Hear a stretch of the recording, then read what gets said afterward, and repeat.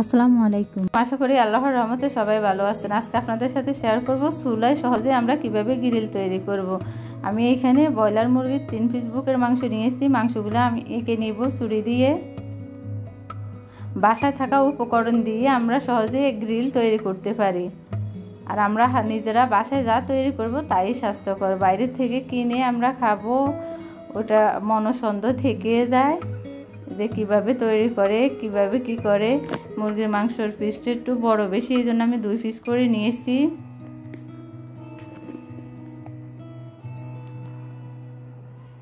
এখানে আমি পেঁয়াজ কাঁচামরিচ বাটা নিয়েছি, আদা বাটা নিয়েছি, গোলমরিচ বাটা নিয়েছি, জয়ফল জয়ত্রী নিয়েছি, রসুন বাটা, কাজু বাদাম বাটা, এলাচ দারচিনি আমি শিলপাটায় বেটে নিয়েছি।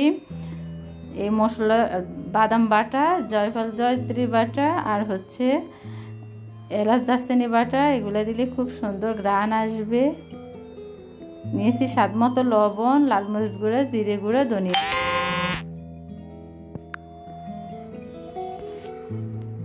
দিয়ে দিব লেবুর রস।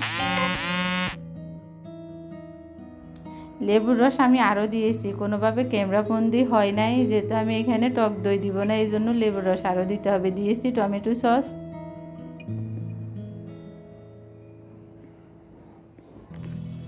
দিয়ে দিব 2 চা চামচ সয়া সস,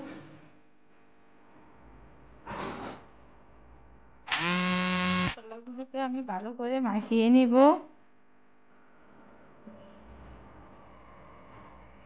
মশলাগুলো আমার মাখানো শেষ। এখন আমি মুরগির মাংসগুলো এক পিস করে মশলার মধ্যে খুব ভালো করে মাখিয়ে নিব। এইভাবে মুরগির মাংসগুলো মশলার মধ্যে আবার মাখিয়ে 3 ঘন্টার জন্য আমি নর্মাল ফ্রিজে রেখে দেব। আর আমরা মুরগির মাংসগুলো গ্রিল বানানোর আগে অবশ্যই ফ্রিজ থেকে 1 ঘন্টা আগে বের করে রাখবো।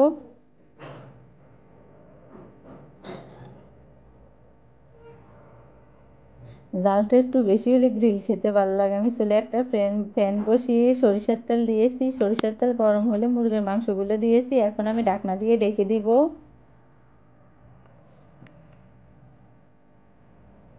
মাংসগুলো উল্টিয়ে দিব। মাংস থেকে যে পানি বের হয়েছে, পানির মধ্যে মাংসগুলো সিদ্ধ হবে। এই সময় চুলা লো হিটে রাখতে হবে। হাই হিটে দিলে মাংসগুলো উপর থেকে পুড়ে যাবে, ভিতরে ভালোভাবে হবে না। আবারও ঢাকনা দিয়ে ঢেকে দিব। মুরগির মাংস থেকে যে পানি বের হয়েছে, পানিগুলো শুকিয়ে গেছে। আর আমরা যখন মুরগির মাংস প্যানে দিব, সব মশলা দিয়ে বসাবো না, আমার মশলাগুলো পুড়ে যাবে।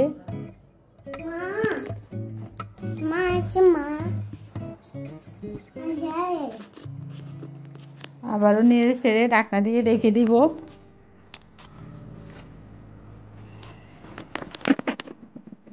মুরগির মাংসগুলো আমার খুব সুন্দর হয়ে গেছে।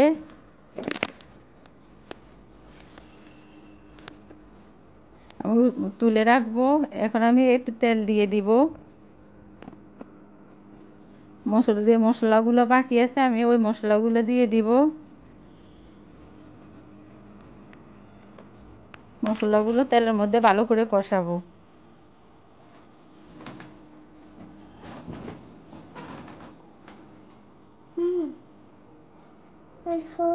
কষিয়ে আমি এখানে মুরগির মাংসগুলো দিয়ে দিব, দিয়ে ভালো করে কষাবো। এই যে আমি মুরগির মাংসগুলো দিয়ে মশলাগুলো মুরগির মাংস ভালোভাবে কষিয়ে উঠিয়ে নিয়েছি। আমার এই গ্রিল যদি ভালো লেগে থাকে প্লিজ আমার চ্যানেলটি সাবস্ক্রাইব করবেন, লাইক দিবেন। আমি একটু দেখাই আপনাদেরকে কত সুন্দর হয়েছে।